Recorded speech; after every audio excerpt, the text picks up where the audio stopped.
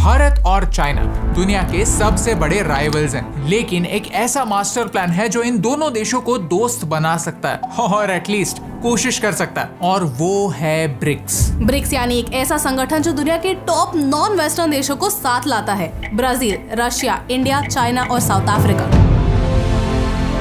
आज रूमर्स हैं कि ब्रिक्स अपनी एक करेंसी बनाना चाहता है जो डॉलर का डोमिनेंस खत्म करेगी। क्या ये डी डॉलराइजेशन की शुरुआत है? क्या इस बहाने भारत और चाइना की दोस्ती हो सकती है और इससे हमें क्या फर्क पड़ता है? आइए जानते हैं आज के इस वीडियो में। हमारे 5 मिलियन सब्सक्राइबर्स पूरे होने वाले हैं और हम काफी एक्साइटेड हैं। अगर आपको हमारे वीडियोस अच्छे लगते हैं और आपको जियोपॉलिटिक्स में इंटरेस्ट है तो प्लीज वो सब्सक्राइब बटन प्रेस कर दीजिए। आपके लिए तो फ्री है, लेकिन इससे हमारी बहुत हेल्प होती है। चैप्टर 1, ब्रिक्स क्या है? ब्रिक्स की शुरुआत 2008 के फाइनेंशियल क्राइसिस के बाद हुई, जब ब्राजील, रशिया, चाइना और भारत यानी इंडिया के लीडर्स रशिया में पहली बार मिले। साउथ अफ्रीका इस ग्रुप का हिस्सा 2010 में बना। देखा जाए तो ये ब्रिक्स सिर्फ 5 देशों का ग्रुप है, लेकिन इसका इम्पैक्ट काफी बड़ा है। इन टोटल ब्रिक्स में पूरी दुनिया का 1/4 लैंड और 42% पॉपुलेशन शामिल है, और इन 5 देशों में से कोई ना कोई एक देश दुनिया के 17% ट्रेड में शामिल है। ब्रिक्स इतना इम्पोर्टेंट है कि 23 देशों ने इसका पार्ट बनने के लिए एप्लीकेशन दिया है। इनमें सऊदी अरेबिया, ईरान, यूएई जैसे देश शामिल हैं। आज दुनिया में एक ही सुपर पावर है और वो है अमेरिका। फाइनेंस, टेक्नोलॉजी, मिलिट्री, तीनों एंगल से देखा जाए तो दुनिया में ऐसा कोई एक देश नहीं है जो अमेरिका को अकेले टक्कर दे सकता है। चाइना भी नहीं, तो अगर एक नेशन नहीं तो ग्रुप ऑफ नेशंस ही सही। ब्रिक्स एक ऐसा ही ग्रुप है जो दुनिया की फास्टेस्ट ग्रोइंग इकोनॉमीज को एक साथ लाना चाहता है। इस साल ब्रिक्स देशों के मेंबर्स और लीडर्स साउथ अफ्रीका में मिलने वाले हैं। लेकिन साथ आने का मतलब क्या है? क्या सिर्फ मीटिंग्स करना काफी है या ऑब्जेक्टिव कुछ और होना जरूरी है? शुरुआती दिनों में ब्रिक्स नेशंस का कोई एक पर्टिकुलर गोल नहीं था, लेकिन आज जियोपॉलिटिक्स कुछ ऐसा शेप ले रहा है कि ब्रिक्स का ऑब्जेक्टिव क्लियर हो रहा है, और वो है वेस्ट की पावर का दी एंड। चैप्टर 2, ब्रिक्स का economic master plan. Russia Ukraine war ने पूरी दुनिया को एक बात का रिमाइंडर दिया है कि यूएस डॉलर सिर्फ एक करेंसी नहीं, एक वेपन है। जैसे ही रशिया ने यूक्रेन पर हमला किया, अमेरिका ने रशिया पर अलग अलग सैंक्शंस थोप दिए। उन्हें स्विफ्ट के इंटरनेशनल मनी ट्रांसफर सिस्टम से बाहर कर दिया। उनके 300 बिलियन यूएस डॉलर्स के रिजर्व को फ्रीज कर दिया। आज दुनिया का 80% ट्रेड यूएस डॉलर्स में होता है। एक देश की सेंट्रल बैंक अपने पास किसी फॉरेन स्टेबल करेंसी के रिजर्व्स रखती है, जिन्हें फॉरेक्स रिजर्व्स कहते हैं, जिनमें से 59% रिजर्व्स डॉलर्स में है, और इन डॉलर्स को यूएस फेड कंट्रोल करती है। यानी सिर्फ अमेरिका में ही नहीं, अमेरिका के बाहर भी एक डॉलर कैसे यूज हो सकता है, इस पर पूरा कंट्रोल अमेरिका का होता है। चाइनीज इकोनॉमी कंप्लीटली ट्रेड पर निर्भर। चाइना के टोटल जीडीपी का 1/5 उनके एक्सपोर्ट से आता है। जैसे रशिया को यूक्रेन में इंटरेस्ट है, वैसे ही चाइना को ताइवान में है। चाइना ताइवान को अपने मेन लैंड का ऑफिशियली हिस्सा बनाना चाहता है। यानी आज नहीं तो कल चाइना को ताइवान पर अटैक करना होगा, और अगर ऐसा होता है तो अमेरिका चाइना पर भी सैंक्शंस लाद देगा। ये एक ही डर है जो चाइना को ताइवान पर अटैक करने से रोक रहा है। यानी चाइना अमेरिका के साथ साथ दूसरे मेजर देशों से भी ट्रेड नहीं कर पाएगा। इसके प्रेपरेशंस चाइना 2009 से ऑलरेडी कर रहा है, क्योंकि आज 6% of world trade Chinese yuan में होता है। इस साल रशिया के अलेक्जेंडर बाबाकोव ने कहा कि रशिया एक नई ग्लोबल करेंसी बनाने पर फोकस कर रहा है। चाइना के इकोनॉमिक मास्टर प्लान को समझने का सबसे आसान तरीका है कि एक टाइमलाइन पर सारे रीसेंट इवेंट्स को डाल दो। अब तक हमने क्या देखा? 2009 में ब्रिक्स की शुरुआत हुई, और वो भी 2008 के फाइनेंशियल क्राइसिस के बाद। उसके बाद 2014 से लगातार हर साल ब्रिक्स के देश एक दूसरे के साथ मीटिंग्स कर रहे हैं। 2020 में पैंडेमिक आने के बाद कई देशों को एक इकोनॉमिक क्राइसिस से गुजरना पड़ा, और उनमें से कई देशों को आईएमएफ ने मदद करने से इनकार कर दिया। मार्च 2022 में रशिया ने यूक्रेन को इन्वेड किया और उन पर वेस्ट ने सैंक्शंस लगाए, लेकिन बाकी की दुनिया ने रशिया से ट्रेड करना छोड़ा तो नहीं। दिसंबर 2022 से डी डॉलराइजेशन की शुरुआत हुई। इस साल 2023 में अमेरिका की एक बड़ी bank silicon valley bank collapse हुई, और 2008 जैसी ही एक सिमिलर सिचुएशन क्रिएट हुई। वही सेम सिचुएशन जिसने ब्रिक्स को जन्म दिया था। और अप्रैल 2023 से ब्रिक्स के सारे देश अपने गोल्ड रिजर्व्स बढ़ा रहे हैं। इंडिया ने 3 टन, रशिया ने 31 टन और चाइना ने 102 टन नया गोल्ड खरीदा है। ये सारे सिग्नल्स इसी ओर इशारा करते हैं कि ब्रिक्स अपनी नई करेंसी लॉन्च करने की तैयारी में है, और वो भी ऐसी करेंसी जो गोल्ड से बैक्ड होगी। एक नई करेंसी को सक्सेसफुल बनाने के लिए 3 चीजें इंपॉर्टेंट होती हैं: एक्सपांशन,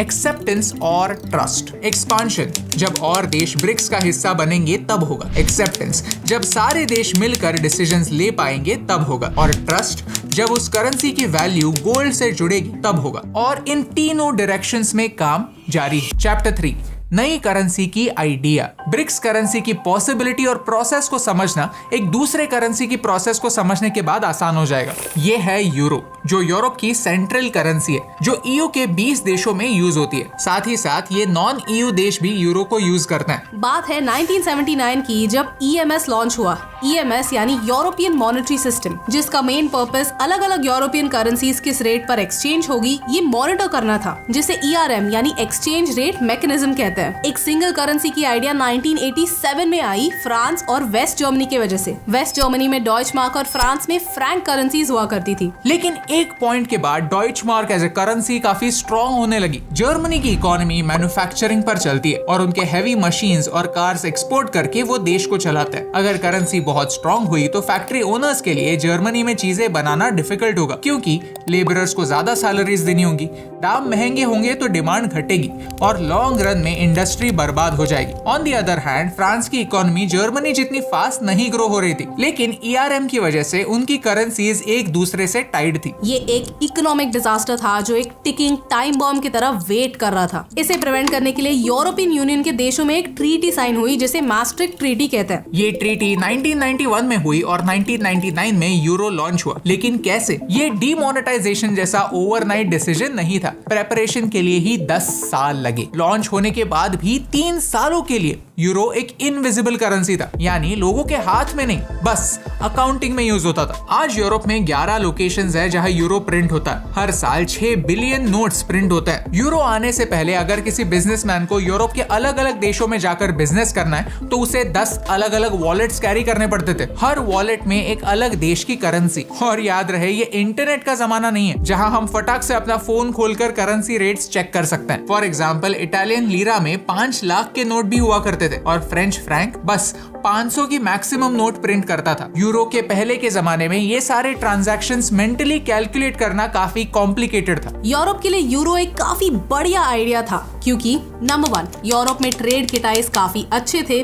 नंबर 2, सेम करेंसी ने इकोनॉमिक स्टेबिलिटी लाई। नंबर 3, यूरोपियन बैंक जैसे नए और न्यूट्रल इंस्टीट्यूशंस बने, जिनसे पॉलिटिकल स्टेबिलिटी बढ़ी। इन शॉर्ट, यूरो की कहानी में हमने ये समझा कि यूरो जैसी करेंसी बनाने में भी बहुत टाइम लगा, क्योंकि एक नई करेंसी बनाना आसान नहीं है। नाउ ब्रिक्स के लिए ये सोचना जरूरी है कि क्या ये सेम मॉडल हम भी यूज कर सकते हैं? क्या हम अपनी एक अलग से करेंसी बनाकर ट्रेड इस नई करेंसी में स्टार्ट कर सकते हैं? चैप्टर 4, भारत और चाइना की दोस्ती। जिम ओनील एक इकोनॉमिस्ट है जिन्होंने 2001 में एक पेपर पब्लिश किया जहां उन्होंने पहली बार ब्रिक इस शब्द का इस्तेमाल किया था। वो कहते हैं कि कॉमन करेंसी बनाना एक एम्बैरेसिंग आइडिया है, क्योंकि जब तक भारत और चाइना में दोस्ती नहीं होती तब तक कॉमन करेंसी इम्पॉसिबल है। और अगर आप रीसेंट हिस्ट्री पर गौर करेंगे तो समझेंगे कि ऐसा क्यों। 2020 में गलवान वैली में भारत और चाइना के फोर्सेस के बीच में क्लैशेस हुए, जिसमें 20 इंडियन जवानों ने अपनी जानें गंवाई। इस मोमेंट के बाद भारत और चाइना के रिलेशंस खराब हुए। हमने 68,000 ट्रूप्स लद्दाख भेजे, 300 चाइनीज एप्स बैन किए और चाइनीज कंपनीज पर टैक्स रेड्स करना स्टार्ट किया।